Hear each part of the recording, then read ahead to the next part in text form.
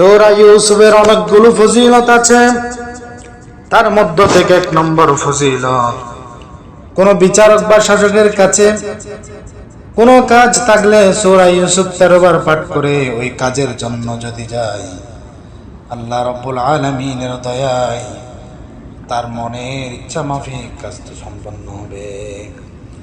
সূরা ইউসুফের 2 নম্বর ফজিলত, কোন চাকরিজীবীকে যদি অপসারণ করলেন, সে যদি 13 বার এই সূরাটি পড়ে, আল্লাহ রাব্বুল আলামিন আবার তাকে সেই পদের মধ্যে বহাল করে দিবেন।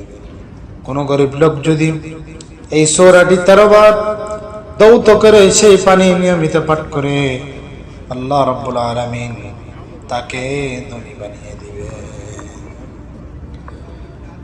সূরাতু ইউসুফ যদি কোন গর্ভবতী মহিলা পড়ে, ওই মহিলাকে আল্লাহ রাব্বুল আলামিন সুন্দর বাচ্চা সন্তান দান করবেন।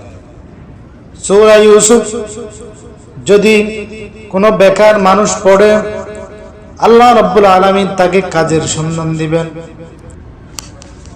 যেই ব্যক্তি সব সময় সূরা ইউসুফ পড়েন, আল্লাহ রাব্বুল আলামিন তাকে সব রকমের বিপদ আপদ বালা মুসিবত থেকে হেফাজত করবেন। শুধু তাই নয়, যে ব্যক্তি সূরা ইউসুফের আমল করে, তার হারিয়ে যাওয়া মান সম্মানকে আল্লাহ রাব্বুল আলামিন ফিরিয়ে দিবেন।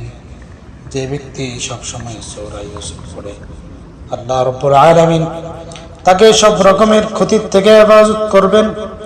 যে ব্যক্তি সূরা ইউসুফের তালিকে অথবা সূরা ইউসুফের নকশা লিখে নিজের কাছে রাখবে, আল্লাহ রাব্বুল আলামিন তাকে মান সম্মান বৃদ্ধি করে দিবেন এবং উত্তর তার পদোন্নতি বৃদ্ধি করে দিবেন। সুবহানাল্লাহ।